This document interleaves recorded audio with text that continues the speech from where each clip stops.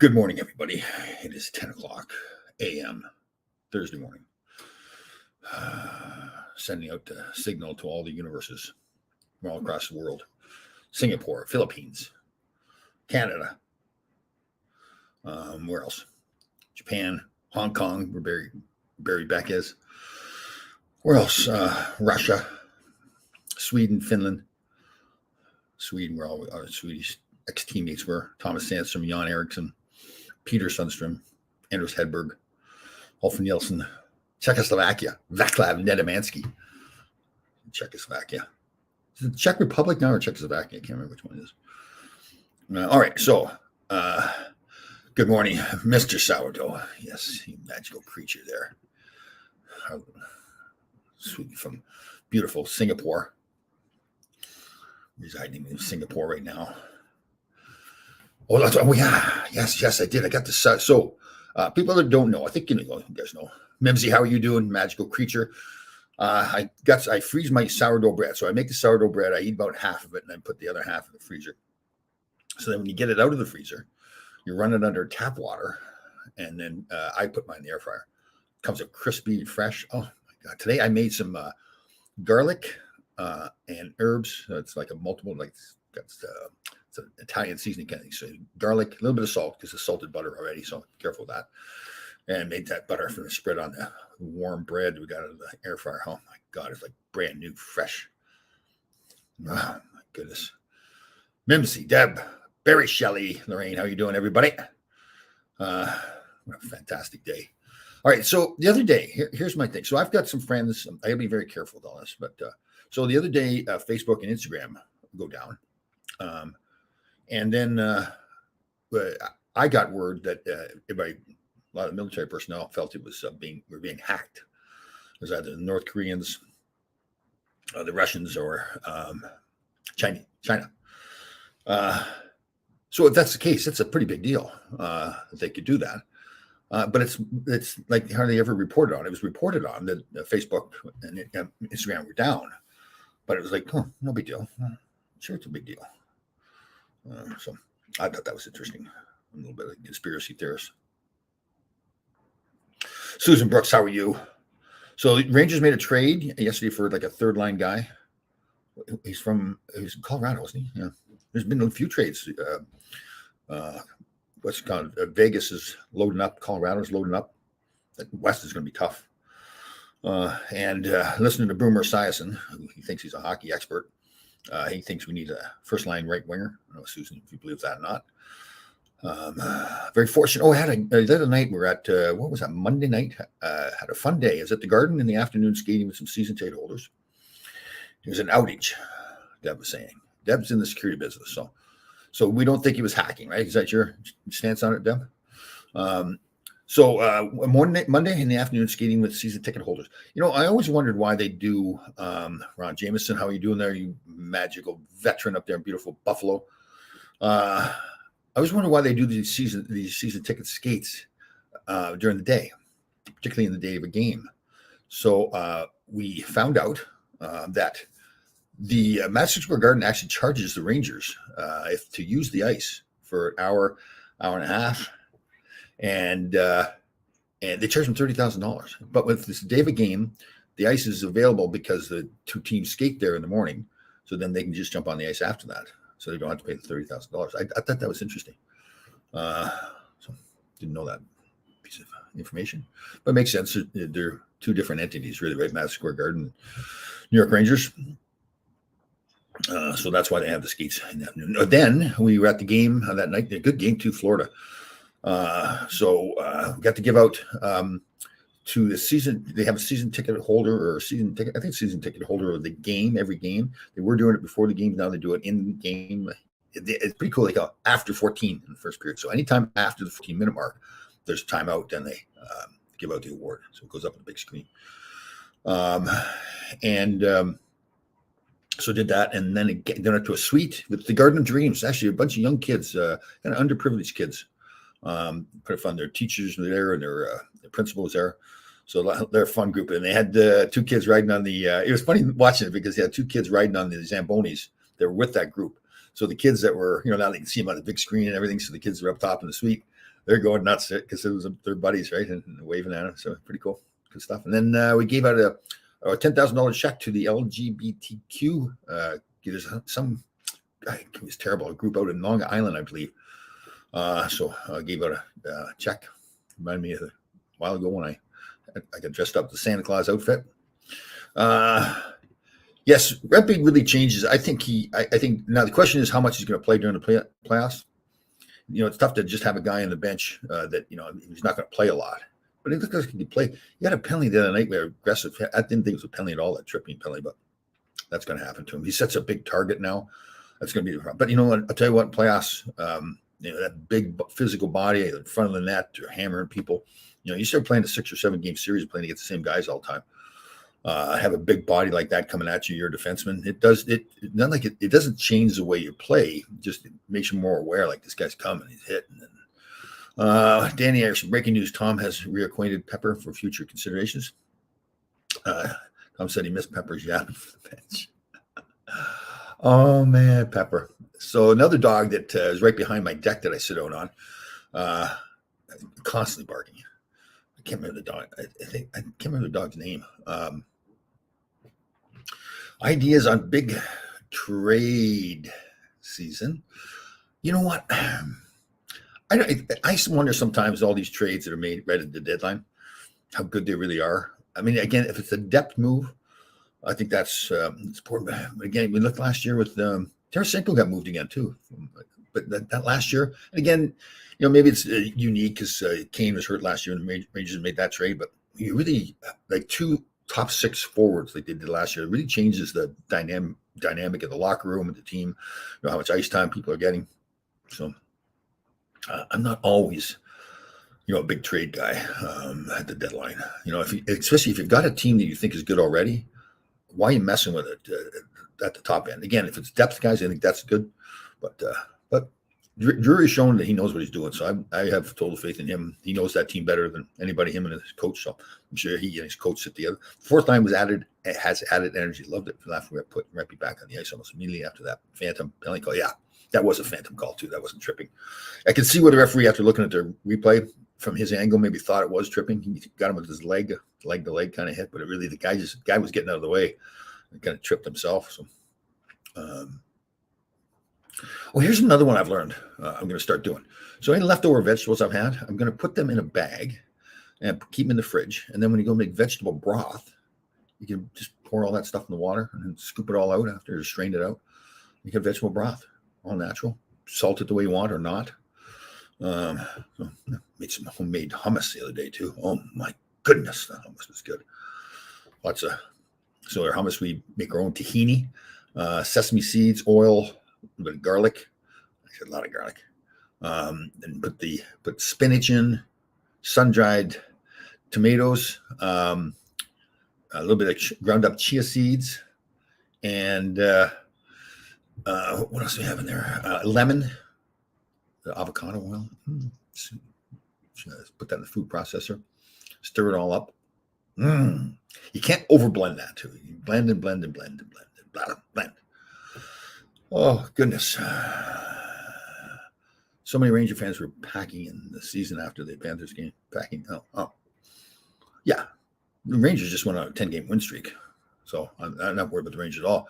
But playoffs are a different thing. I mean, they have to have everybody going. Panarin's leading the way right now, scoring, but last 2 years in the playoffs, he did not do that, and that hurts the team.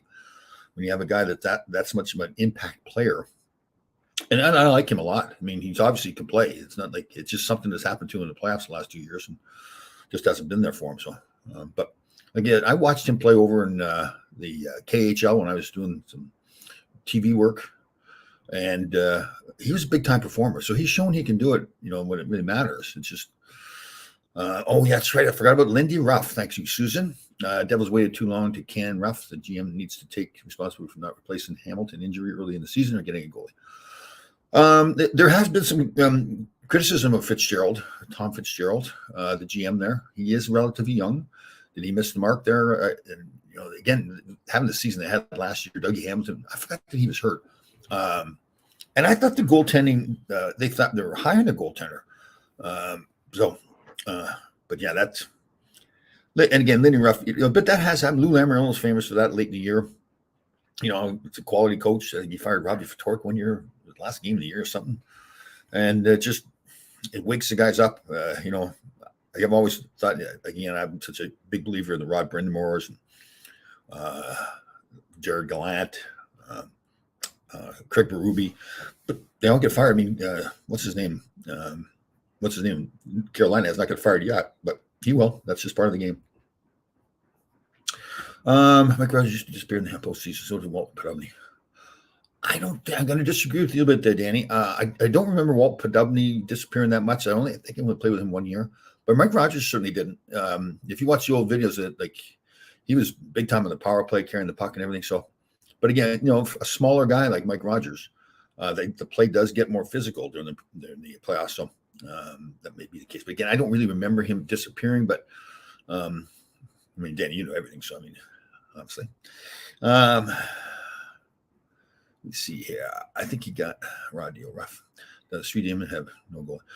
Yeah, I agree. Again, listen, Lindy Ruff has shown that he's a good coach, really good coach. So it's more, I think when they do that kind of stuff, it's more to wake everybody else up and say, okay, now, it's almost like, okay, now there's no more excuses. You thought the coach wasn't good enough. He's gone, new coach coming in.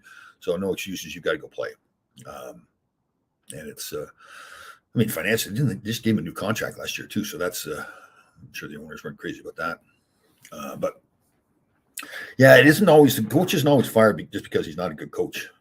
Again, with a guy like Ruff, look at the season they had last year, what they did with Rangers and everything, and other teams he's had in Dallas, Buffalo, and everything. So he certainly knows how to coach. I think it's more, again, time to wake up, guys. Good morning, Tom. Sorry I'm late. I was watching the impending U.S. Steel sale. What a disgrace. My late dad was an executive with them and loved U.S. Steel and would have a tear in his eye. I wasn't following that. If they're selling it. Yeah. I get talking to some. So Deb disagrees with me, thinks it was an outage. That's why Facebook and Instagram was down. I heard from a number of people that it was that it was being hacked. So it's, I don't know what the purpose of that would be, but Deb knows her stuff too. She's involved in that business. So this is correct, Danny. This is correct. Yeah. So, I kind of forgot about that. We had Mike on our podcast, that Full Change podcast that you can share, and listen. You can listen to it on any podcast platform. Please listen to that. And if you're going to make a comment, it really helps us if you go to Apple to make a comment. That would be big for us. Very happy with that podcast. But Mike was talking about how, and I watched a few videos, and yeah, because Mike, when he came over, he had was it 300 point seasons or something in a row. He was really important in our team. And yeah, he wasn't a bad defensive player. It wasn't his strength, but he was such a great offensive player. But yeah, Herb soured on pretty quick. I guess I was lucky with Herb that he liked me. But looking back, there's some guys he soured on. Dave Maloney, soured on Mike Allison, Mike Rogers, and a few others. So it's yeah. And you kind of forget about that over the years because, again, my memories of Herb were all good. But yeah, even that 84 series against the Islanders, I forgot that Gresh and Dave only played 2 games out of the 5, and they were healthy scratches. But because, again, 2 important parts of our team too. And in Game 5, it wouldn't have gone in if it wasn't for Barry Beck getting hurt. So that was Herb. I'll tell you, man. If you weren't, and Lou Lamoriello is that way too. If you're not one of his guys, it's just you. He gave all those guys a chance, but they were all great players, and they still played great after Herb left. But Herb had his guys, and like I said, I was lucky I was one of them. So, don't think it helped Saturday. Jack Hughes had to signal to the bench that they were a man short after goal left late in the game. No one jumped on. Oh, I didn't see that. Oh, that's embarrassing. Yeah, that is. Now, again, in all likelihood, you place blame on the coach, but again, I didn't see that happen. That is embarrassing, Susan. I was trying to make an excuse for Lindy Ruff, but Lindy Ruff and Larry Playfair. Imagine those 2 names on a team, 2 tough guys too. Larry Playfair and Lindy Ruff. Lindy. How about names? And I should be careful because Boomer Esiason, for example, he was named after his mother, or because of his mother, he was kicking in the womb, so they called him Big Boomer. But then there's the other guy, that other football analysis, former player, Booger McFarland, was his name? Booger? Oh my God. Let me see. Tom Smith. Hello, Tom. I heard your excellent podcast, Full Chains, yesterday. It was great. I'm going to leave a review on Apple right now. I want you to. I wonder if he thinks does he remember he's the producer for the show? Listen, he's busy. Let me see here what we have. Morning, Tom, and all. Waiting for some action. The Penguins. What are they going to do? That's a tough spot. We've talked about that before. We get Sidney Crosby, one of the best players ever played the game on the team, to do a rebuild with him there. And what do you do with Malkin and Letang? You just signed them and then traded for Carlson too. They had to give it a shot, but apparently, Philly went through this a while ago too, where it looked like, anyways, that they were kidding themselves. They thought that they were better than they really were, and didn't go through the rebuild that they probably had to. But again, that's tough when you get a Crosby there, and you're trying to sell season seats, and it's tough to do a rebuild. But again, to me, if they're going to do that, you've got to go to Sidney Crosby. You got to sit him down and say, listen, here's what we're doing. You don't have to get his permission, but you can't have him getting blindsided. It kind of seemed like that in Chicago with Taves and Kane, where they decided they were going to go through rebuild, and it sounded like they didn't tell, particularly Taves, and he wasn't too happy about it. Again, you don't have to. You're not owed anything, because they won cups there, but it's just the right thing to do. If you want things to go properly, or have him buy into the rebuild, if that's what they decide to do. Kind of sad when a team trades away their leading scorer for an injury-prone D-man. Who did that? I'm not. You guys are probably up on the trades more than I am. Pekka Ratakela was an interesting name. Pekka Ratakela. See here, yes. Mike Rogers could fly, was a hell of a player. He fit like a glove with stash, dash, and bash.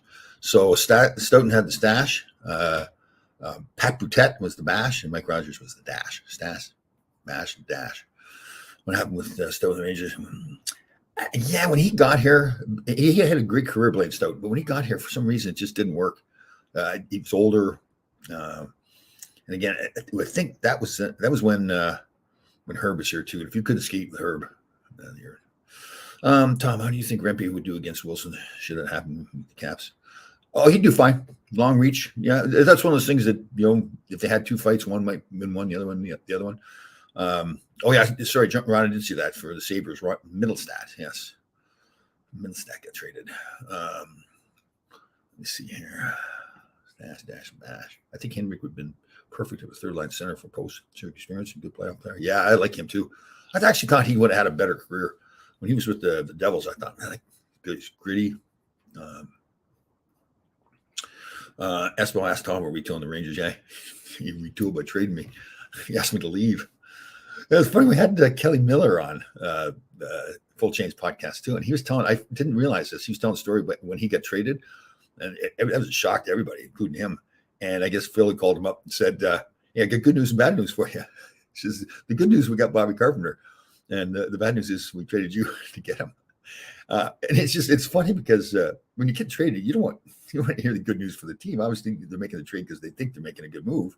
But for the coach or the general manager to say that to you, and I was dying laughing when he told that story. It was just like, I've never heard that before. Kotze for Mike Rogers. Was that the trade? Kotze. So video. I get all these videos coming to me on YouTube. I guess because I watch them of past games, and they had the LA series, the 80-81. Man, did we goon it up in that series? Eddie Hospital was unbelievable. Like, he knew what his role was. He was playing with Barry Beck, and he was going right after Marcel Dion. And when you tell Marcel, and he was a good competitor, but he didn't want anything to do with it because Eddie's. I didn't mean as a comment to him. He built the reputation of being a nutcase, and he was fulfilling it all right. Emily Kaplan reports the Rangers were offered Henrique and Vetrano for Kakko in a first round. Oh, good. It would have been too much. Don't want to move up. That's those two players could really help you. But yeah, the first round pick there too, top of what's Kakko. That's a tough one. Because Kakko, again, we talked about that. He could end up being the great player. Just taking a little longer to get there. You trade him away, and then you don't win, and you've got those older players that you don't keep. Now all of a sudden, the first round pick is gone. So Okay. Emily Kaplan reporting that, huh? With your agent on Hunter, would you want to sign and trade with Getzel to Vancouver, or just trade and enter free agency? Uh, Sign and trade. Huh. You know, again, it depends what your Getzel's a pretty good player too. I'm assuming they have to give something decent to get him. Um, or just trade free agency. Yeah, I mean, to me, I would rather just trade and get the player and use him as, again, depending on what you're giving up for him. And then make your shot at. Listen, the Rangers players are treated fantastic here. So once players get here, it isn't always that they want to leave. Now, again, if it's money, then if someplace is better, then yeah.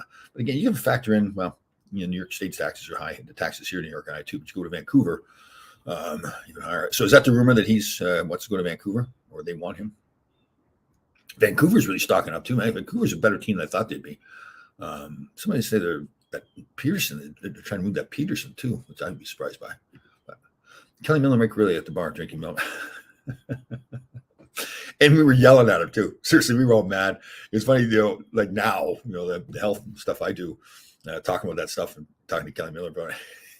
He was very diplomatic too, because we were jerks. Yeah, drink milk all you want. It's none of our business. Let me see here. Rempe needs Nicky to show him to defend himself better. He needs to defend like a Langdon. Yeah. I mean, that's the way he fights. Yeah. I mean, I saw that article Larry Brooks did in the Post a while ago. We talked to Nicky about it. Nicky was looking for a job too, saying, "I'll help him." Yeah.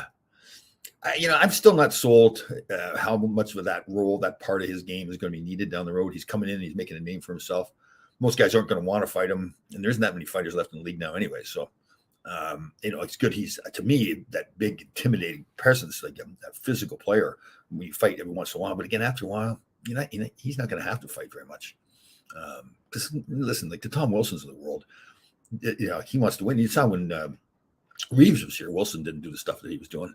I don't blame him either, but and I like the kid a lot. Don't get me wrong, but Barry's here, Barry Shelley's here. Yes, Mike Miller and Ridley were solid for many years. Yep, they had great careers. Yeah, that was probably one of the. I mean, so he ends up trading myself, Bobby Carpenter, Kelly Miller, and Mike Ridley for Marcel Dion, who was 117 years old at that point. Not quite, but that's Phil. Phil leads. I love Phil because he leads with his heart. When it doesn't work, it doesn't work, but he's going to do what he thinks is right. He just traded Miller and Ridley away to get Carpenter in the same season, traded Carpenter and myself away. So,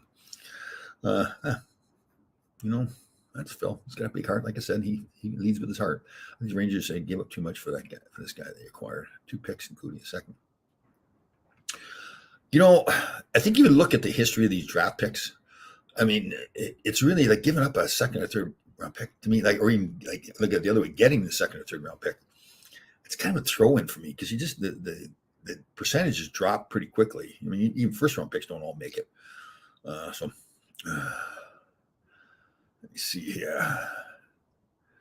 Barry Shelley, I'm in and out checking on my son. He totaled his car. Oh, last night when we went off the road, hit a tree head on, bruised up. It was pretty good and real sore.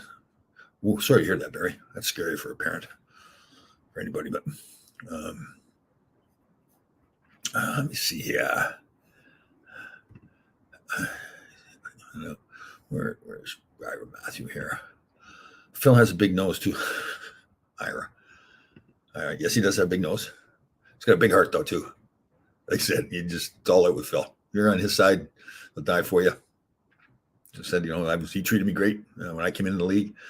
And the nice thing is Rempe can skate and hit. He's no Dave Brown. He switched to Gibson in Greensboro. He was the world's worst skater. I told Kerry Roberts, and he laughed. Gibson, was he a bad skater? He really worked on his game because he wasn't a bad skater by the time he got going in the NHL. Blaine Stoughton. Let me see. Was a Penguin #1 pick. Like you said, they traded Toronto for Rick Kehoe. They went to WJ. Oh, I didn't know that. William Haynes, how are you, brother? Good to see you. You magical veteran as well. We got a few veterans here like that. How's Maverick? Maverick is my dog, my grandpup. He loves his grandpa. Cries and pees on me. Haven't seen him in a while. Does get so excited. He's crying. I'm like, oh. Yeah, I gotta go see him. I'll see him this weekend. Let's get Kurt Giles in the full change block. Yes, I like that. He's coaching in the Minnesota State. Oh, is it really? Okay. Al Smith is going. Very cool. Pengy, we just call him. Pengy, man, he can hit for little guys, like a little fire hydrant. Solid. Let me see. Yeah. Rangers have had a toughness problem since 1970s. Oh, not since the 1970s. Our 81 team was playing tough enough. Man, we beat them. You know what? Out of LA, they were scared to death. And then on to St. Louis, and they had a tough team too. No, that hasn't been a problem, long-term problem. In 94 team that won, they were tough enough. I mean, there has been some teams, like when Herb Brooks went with the Smurfs, like in '84, we still had a good team. You didn't play that tough game, but we didn't back down either. Like guys like the Mark Pavages of the world, Jan Eriksson, those guys. I mean, they weren't necessarily fighters, but they wouldn't back down from anybody. They play the game number one. That's the key to it. So, no, that I hate to argue with you, everybody, but that's just not accurate. So, Michael Jenks, there, you magical creature. Tony was. Tony can talk. He was when they were running Tampa. He was assistant GM. Phil was the GM, and I was in the agent business. And we did a player. It was just after the new CBA came into, and I can't remember the player it was. But you couldn't put bonuses in there. There's a cap, so you couldn't have. I think it's the rookie cap, the entry level cap. Entry level contracts. You couldn't have bonuses that took you past a certain cap if the player attained all the bonuses. So that was the theory. So we were doing the contract, and he put it together so the bonuses exceeded the limit. I said to him, "Tony, you can't do this." And he said, because it's embarrassing if you don't, like, it looks like you don't know the collective bargaining agreement. So he went ahead and wanted to do it anyway. So I called the Players Association up. And I said, listen, this is not good. I know this isn't going to go through, so I don't want to make it look like I'm stupid, didn't get it done. And of course, the league kicked it back and had to go back to Tony and say, Tony, listen, I hate to say it, like, I told you so. But the good thing that came from that was that he just trusted me with everything. So we did a contract. If I tell him that's the way it was, then he said, okay. All right. So, did you see Jason Prescott? He is awesome. Would be a great guest for you. He got a little dramatic there, though. Did he start doing some poem or something? Oh man, yeah, he was. I don't get the whole thing. Just retire. I mean, if you're Wayne Gretzky, you have a press conference, but if you're not that level of player, he was good. But, yeah. I mean, and he's smart though too. They've got their podcast, him and his brother. So, let me see here.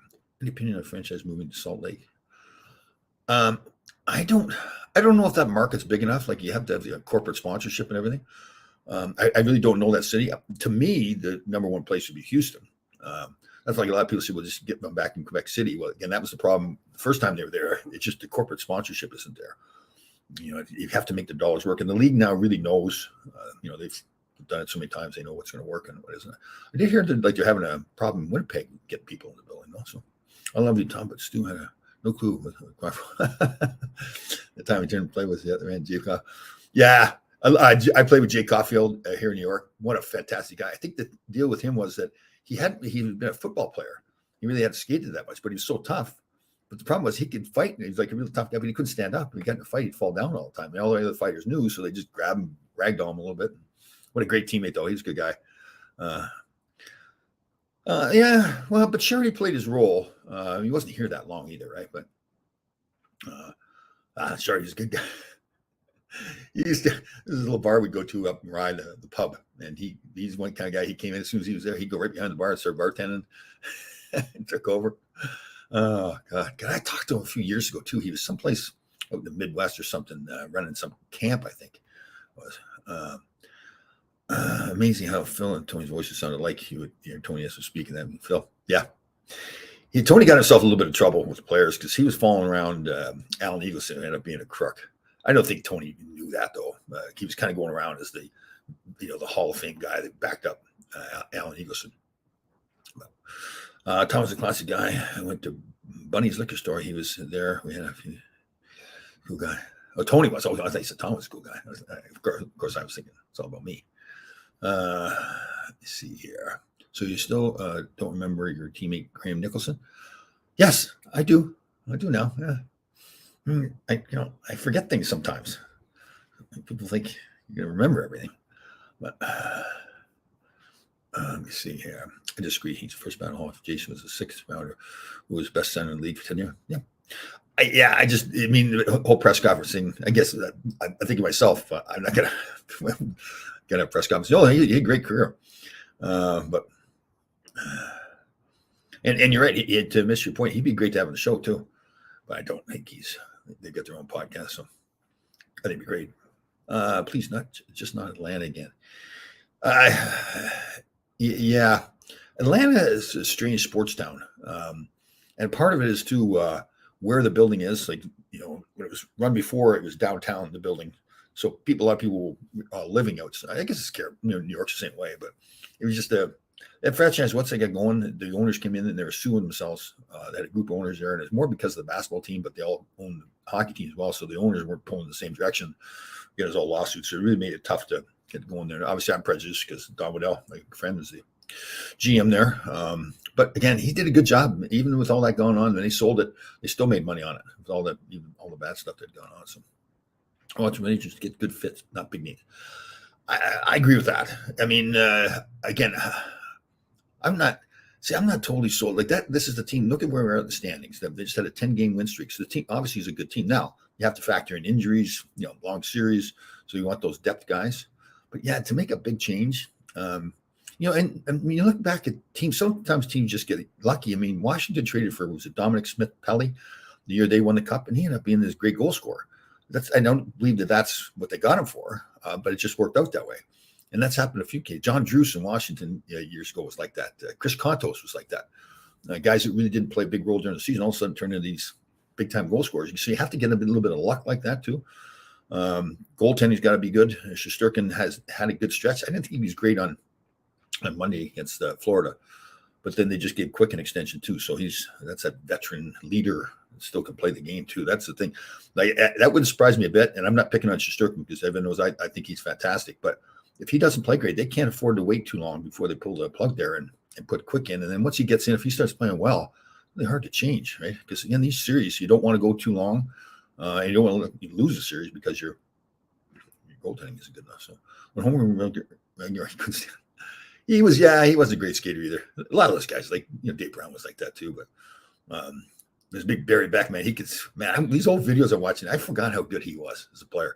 He could do everything, man. Power play, penalty killing. But I watch him sometimes when they pull him off, they had the camera on him. He wasn't disgusted or anything like that, but I think he felt like he could just play the whole game. Man, I love that. I think that's fantastic. Yeah. Tony Esposito was also a GM in Pittsburgh in 1980. Was he really? I didn't know that. I forgot about that. Or maybe I just didn't know. I'd like to get some actors on. Yeah, good thinking about you. Get Keanu Reeves. Yeah. We have had a couple of guys like that. Rob Burnett is executive producer for the David Letterman show. So that kind of stuff. And again, he was a big hockey fan as well. Had a rink in his backyard. Indianapolis or Houston. I haven't heard much about Indianapolis.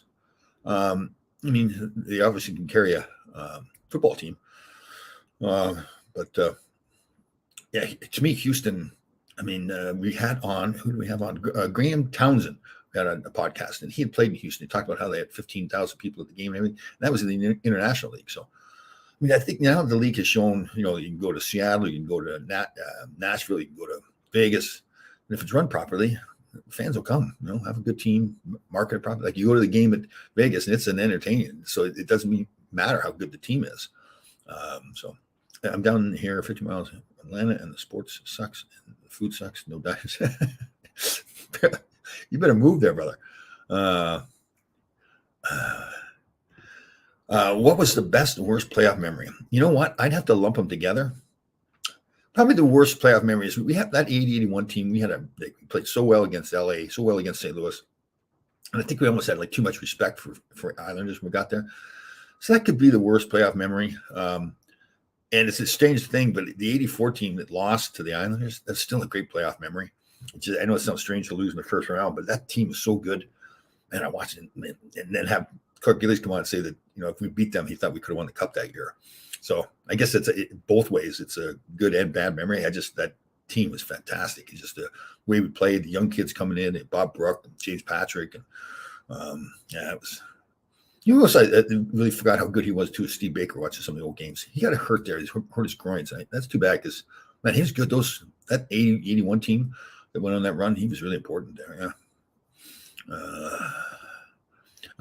He's not that. Yeah. What against, somebody's got to step up. And Billy Smith did. He proved it, not always in the regular season, but during the playoffs, that he was the guy. He'd have his couple of bad games here and there, but basically he was big guy, big time guy. And once they figured that that's what he was, then they came back to him. It was his net to lose. So, yes, yeah, cool. See, that'd be a good idea. See, to me, and again, I haven't really looked at all the numbers or anything like that, but it seems like Houston would be a great city for a hockey team. Good time at the end of the games. Craig would put Doogie between Nick. Yeah, and start games sometimes like that. Yeah, he it's funny because Craig was that soft-spoken guy, but yeah, we had the team for it. Because yeah, you're right. Yeah, I watched a couple games recently where Nicky would go out there with Dukes and Eddie on the wing, and he put Bubba and I on the point. We did that against somebody's Toronto or something like that. I remember looking at it like, oh my god, man. Let me see. Yeah, looking good, Tom. Thank you for wearing something other than black. I can go change my shirt right now if you want to put a black one on. I don't know what you're talking about there, buddy. Just kidding you. Yes, I gotta change it up. No, I don't. I like wearing black t-shirts. I wouldn't have it, but I'd love to see a team in Brooklyn. Yeah. Well, here's another one too. Okay, so there's 3 teams here in Metro New York, right? The Islanders, Devils, and Rangers, obviously. And yes, it's a big population. But as far as if you go up in southern Ontario with Toronto, maybe it isn't that big a population. But as far as hockey fans go, it could certainly that's one. And again, some people talk about indemnification payments. There's technically, I looked up. There's really no rule that says anybody, if it want to put a team in Toronto, that the Leafs could stop that from happening. But they have, as a practice, had the new team coming in, like the Islanders, paid a fee to the New York Rangers to come into the area. So again, there's no rule for that, but that's just been the pattern. Now they'd have to pay a pretty sizable fee. But I just think the Toronto Maple Leafs, for example, actually now thinking about it, the Toronto market would be probably a better market. And I don't think it would do damage to the Leafs at all. I mean, it's like when the Islanders came in, people that were out in the island that were Ranger fans, they didn't necessarily, some changed maybe, but most people have stayed Ranger fans. Same things with New Jersey as well, too. My YouTube Ranger prompt was the Dave Brown cross check. No, I don't think I had to see on at that time. I think, was Bubba still here? I can't remember. Yeah, that was quick though. I noticed this too. It's the weirdest thing because you meet Dave Brown now, and he's as sweet as the sweet man. It's up to see him do that kind of stuff. Like, yeah, yes. Oh man, that team was tough.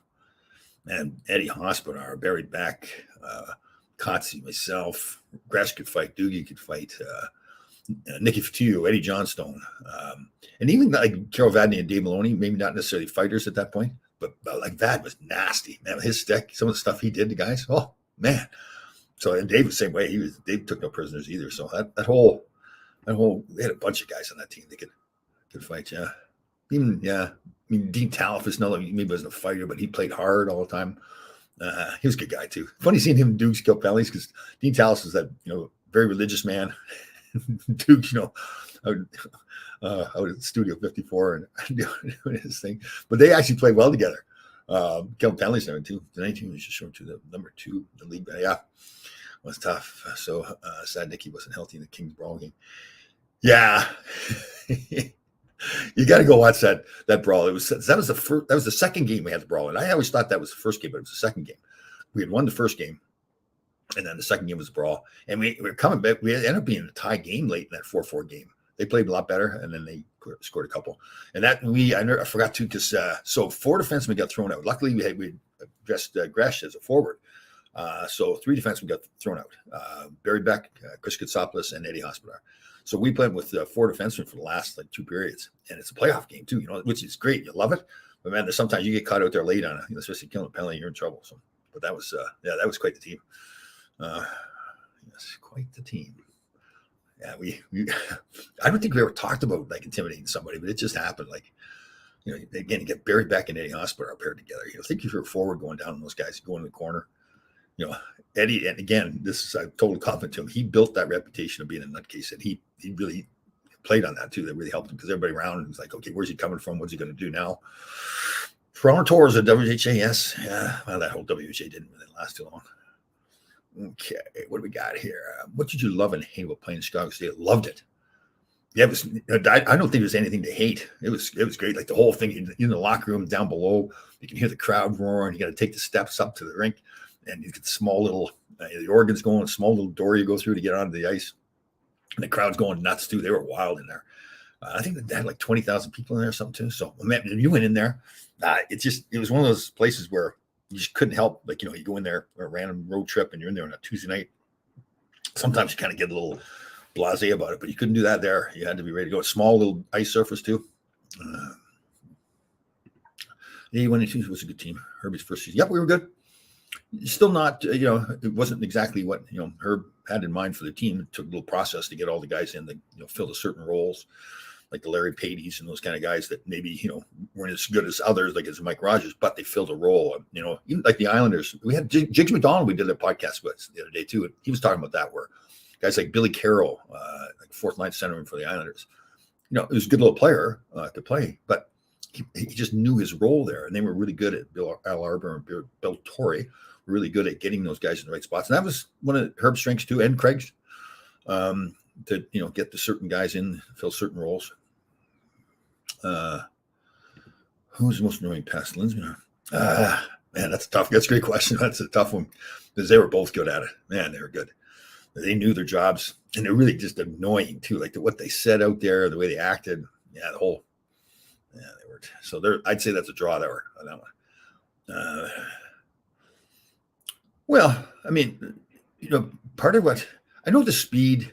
Well, if he had, first of all, yeah, he would have been much better. But he had a great career. It's just, part of his regress was that if you watch him play, the speed or lack of speed, he wasn't a terrible skater, but that wasn't his strength. But he just is so smart with the puck and everything. You watch him sometimes. It's like, and practice him against him when we play the keep away game. It just was so aggravating because he couldn't get the puck away from him.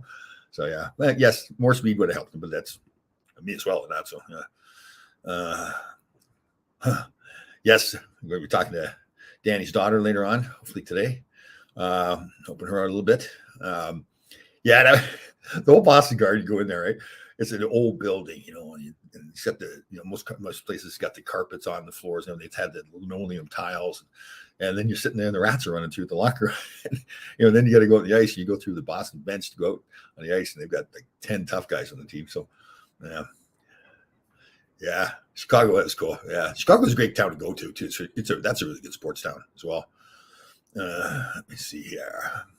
Did Herberg skate you guys like in the movie? No, he had a guy by the name of Jack Blatherwick, who I think was with him with the Olympic team as well. And we love Jack because Jack was very scientific. Like he'd come out, like when Herb first started, he had the whole season to set up or when we were going to skate. It wasn't based on him being mad at us. It was his side. Okay, this is the best times for us to skate. Jack really dictated. I think Jack a lot of times actually did the skating. And it wasn't always like a long term, but then again, Herb's practices were high tempo too. There's not a whole lot of time standing around talking about the drills. It was like, let's get at it. And Herb wanted high tempo too. He was, I've used this term so many times, but one of his famous sayings that I remember was passes come from the heart. So, sometimes the practices, you just kind of hope it goes on the other guy's stick. Little kids do that too. And we're the same way. And that wasn't acceptable. And you had to concentrate, and he would stop the practice and he would be like just intense.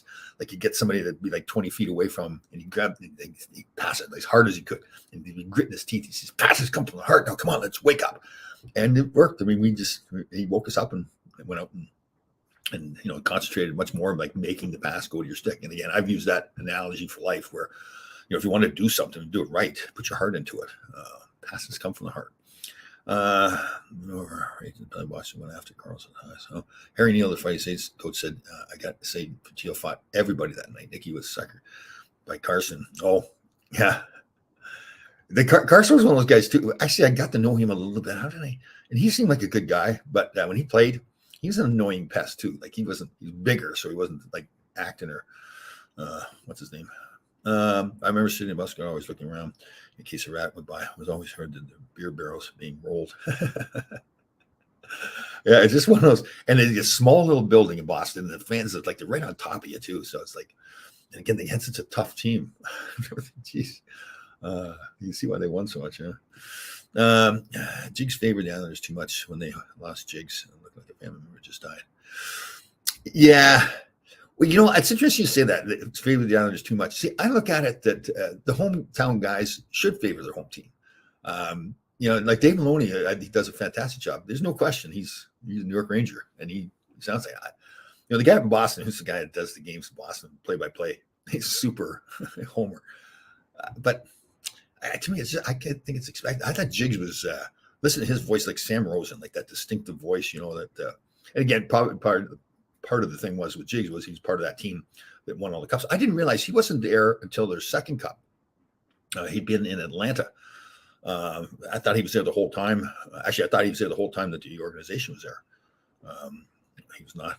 What a gentleman. Same thing. We did the podcast with him. Like Tom Smith called me, told me we were going to do it. I was all excited like a little kid because he's just he's a guy, again, like Sam Rosen, like Kenny Albert, just a great person, fantastic at his job. That voice that you just like, you close your eyes, that's Jigs McDonald, right? So that was really cool to have him on. Yeah, he's some good stories. Next Island had a run this last week and hated it. Right, but he's intelligent. Yeah, he is. That's the thing. I really didn't know him at all until we played a couple of alumni games against Boston and got to hang out with him. And yeah, he is a really good guy. You wanted to hate him, but yeah, he's pretty intelligent. Did he get into real estate? I think something too. We love our teams here in Chicago, and we also are used to horrible owners and losing. Yeah, that was the sad part. So to play there at the old Chicago Stadium and then go back as an agent to watch games when Wirtz was still alive, Mr. Wirtz was still alive, and the building being half full. And that's weird because you remember that like it's a great sports town. Yeah, and the Bears, I didn't realize, did they ever win a Super Bowl? I don't think they have. I don't know if it's like that franchise too, but and the Bulls always had success. I mean, well, at least Jordan was around. I guess Jim Gordon favored the Rangers too. There's another good name. Glad you mentioned that. Yeah, he's good. Yeah, he definitely loved the Rangers. Yeah, I don't necessarily have a problem with the hometown people being homers. It's just it kind of goes with it. It'd be hard to do it I guess there's other guys that, and again, like John Davidson, obviously being one of the best. And he talked to me about it where, listen, you have to see if your team does something wrong or a player does something wrong. You can't just slough it off. You have to mention it, but it's how you mention it. Like maybe say, well, Laidlaw's had a great season, great game here today, but he probably want that play back, that kind of stuff. So he'd point out the mistake you make, but then also kind of compliment you that that's really not how you play the game all the time. So let me see here. I didn't make mistakes, obviously, but somebody else. Speaking of Jigs. Speaking of Jigs, he was with Eddie Westball for years. I met Eddie, and wow, he's a salty guy. Dropping out. Oh, I didn't know that with Eddie. Oh, okay, yeah, that's funny. 85. 85. I'm sure that's referring to 85. They won the Super Bowl. Thank you, the Chicago Bears. Thanks, William. You should pal around with Dukes and Keenan. No, well, Duke's all right. It's just the whole Keenan thing, like, he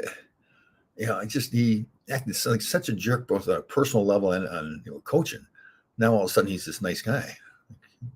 I could walk down he was coaching Philly. He'd walk down the hallway, only two people in the hallway, and he totally blow you off. And then again, he's calling me, wanting help to get the job of the National Hockey League. So, oh, that's right. I remember that. The fridge. That's right. Best in. Yeah, that defense. That's right. Buddy Ryan, right? Yes, I forgot about that team. Thank you, William. Yeah, that was a fun team. Remember the fridge carrying the football? What was it, like 300 some pounds? And Tom always felt when they made new rinks in Boston, Chicago, Montreal, Toronto, I would love to see a new version of the Forum, Boston Garden, etc. Well, isn't there you'd like to see a new version? Well, there's a new Boston Garden. Are you saying get a different one already? How long has that been? The Montreal, the Bell Center has been there. Isn't that how many years? It's not that long, right? Da Bears. That's right. Da Bears. How about that movie, Brian Song with Brian Piccolo and Neil Sayers? And I used to think that was the biggest tearjerker when it came out years ago. I watched it recently. And I was like, Maybe because I'd seen it so many times. But true story, obviously, too. So that makes it even more important. Let's see, yeah. Retired Penguin announcer Mike Lang. Yeah, there you go. That's another good name. Good job. Kept us in hockey. Otherwise, they were headed to Hampton. Yeah.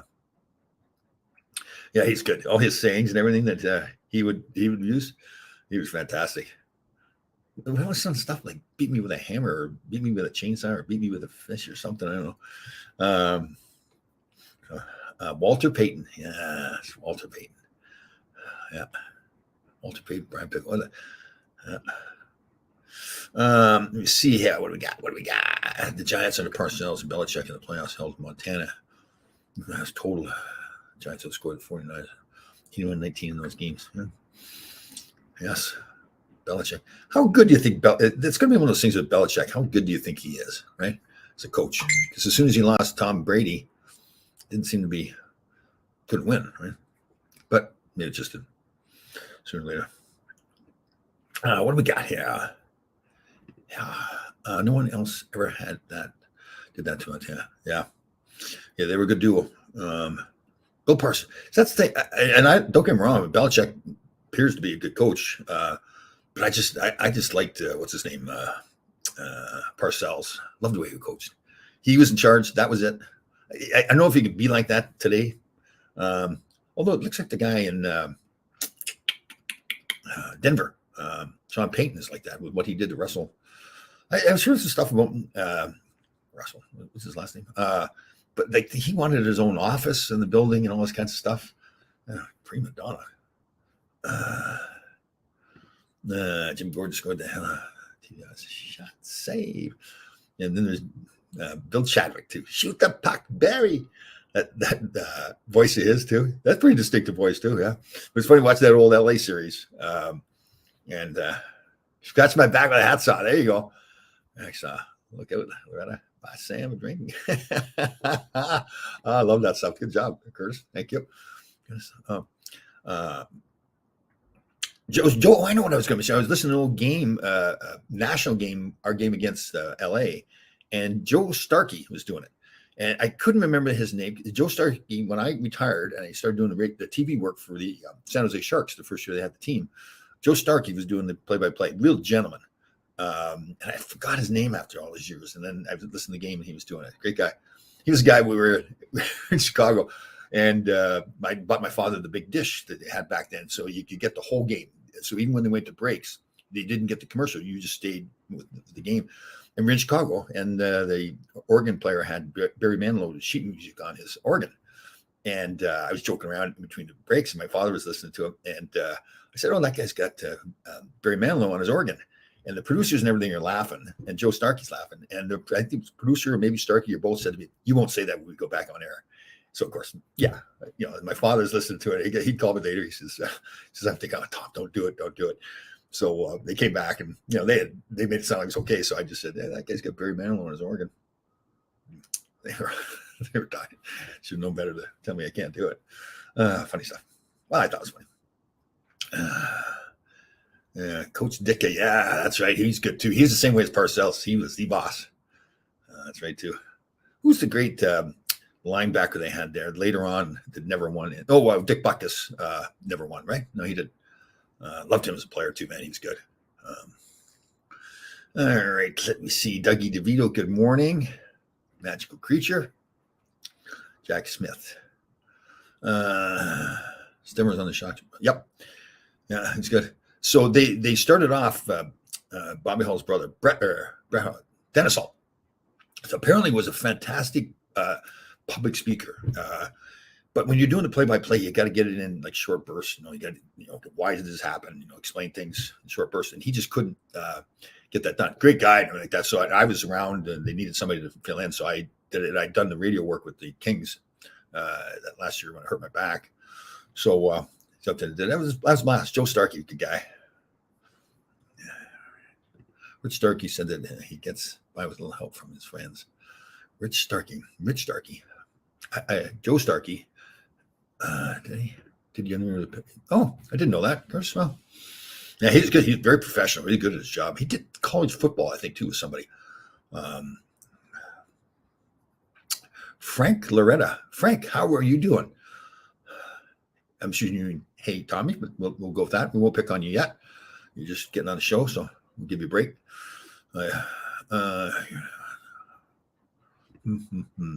Right, I watched it while I was in the Persian Gulf. Oh, cool, very cool, Persian Gulf.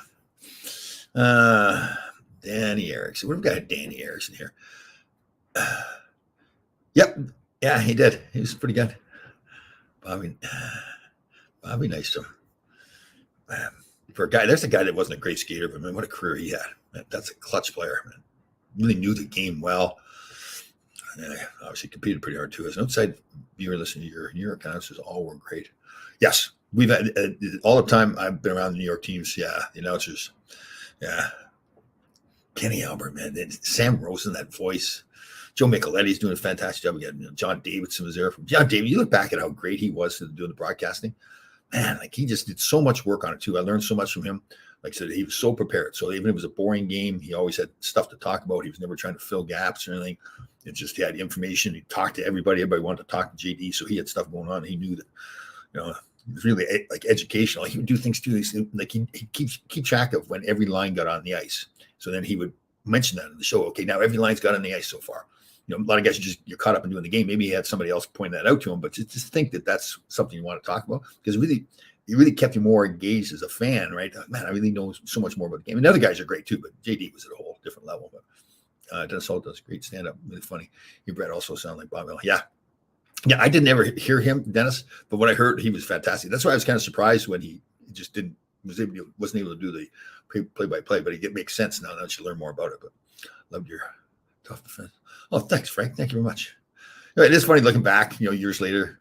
Like you kind of, in case you're going to be watching this, but you really get wrapped up like that. LA series for game 2 for me got so much ice time too.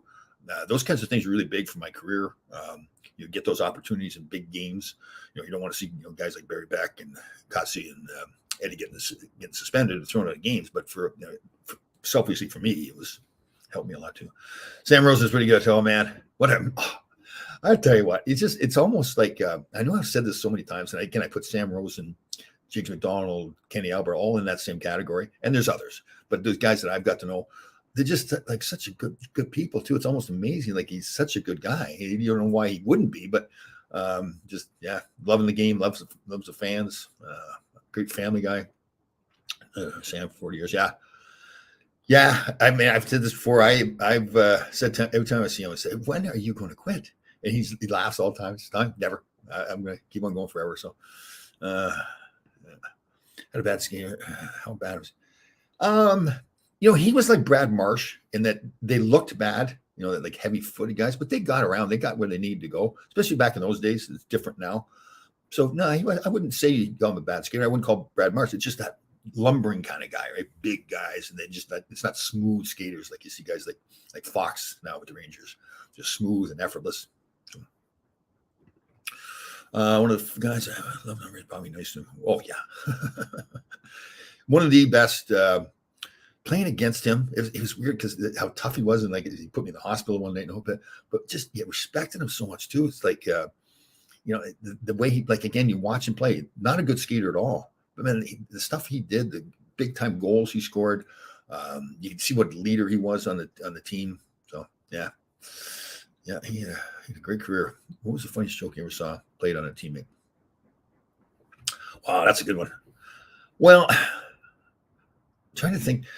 I would have to say the funniest one, and I'm not saying it because I did it, is when I put the baby powder in the hair dryer, and I got Jack Birch right before the start of the game. And he had a suit on, his contact lenses. It was funny because I didn't plan on getting him. It worked out to be very funny. I wish I'd thought of that, but I didn't. I just set it up. I thought it was a small little joke to be done after the game. But the whole setup where he had his routine where he would get work out, he'd shower, put a suit on, contact lenses, and he would dry his hair. That was his routine. And then we're just ready, like 15 seconds, we're about to go on the ice for the start of the game. And he turns on the hairdryer, and I just think to myself, oh God. My first thought is because, and he happened to get the one, there was like 5 hairdryers. He got the one with the baby powder in it. So to me, other ones, well, the one Larry Playfair got me sewing my money into I was with the Kings. We were back here playing at Madison Square Garden morning skate. and he went in and sewed my money into my pocket in my suit pants. And I didn't realize this. I got in the cab to go back to the hotel, and I go to pay the cabbie, and I can't put. I had to rip my pants open because the cabbie's looking at me like I'm trying to rip them off. He doesn't speak English, so that was pretty good. That was a really good one. And actually, we're gonna get him on. Yeah, Larry Playfair. We missed each other a couple times. So, give William Haynes great respect for his service. I'm named for my uncle killed him. Oh, sorry about your uncle. Yes, William Haynes, great guy, veteran. Yes, we've thanked him several times, but doesn't ever think to do it again. So nowadays they need more defensemen like you. Oh, thank you, Frank. It's the game has changed though too, right? I mean, to play like me, there was more hooking and holding. Now it's much more skating. We've talked about this before. You'd like to think that we did what we had to do to make the NHL back then. So we would, our desire to play, and a lot of guys, most players like this in the National Hockey League, it's a desire to play that gets you there. You have to do the things you need to do. So now we have to work on our skating more.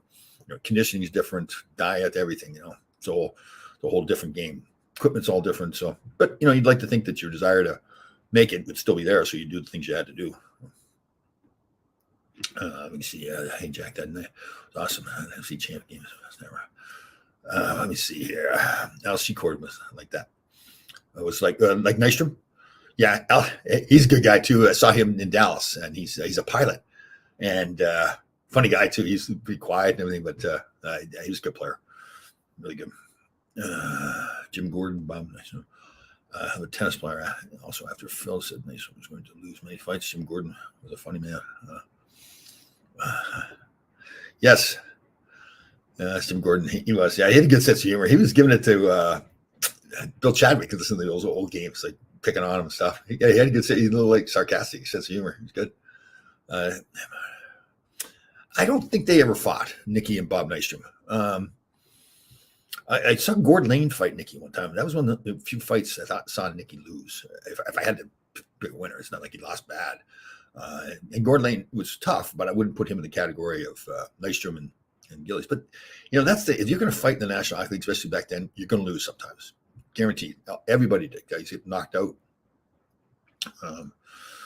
Thank you, everyone. Yep, our pleasure, William. Our veterans are very important to us. We want to make sure William Haynes. Let me see here. What do we got here? Geez, we're over an hour. Man, I got a big mouth. Linsman and nine. I think the game would be better with the red line back in and more physical.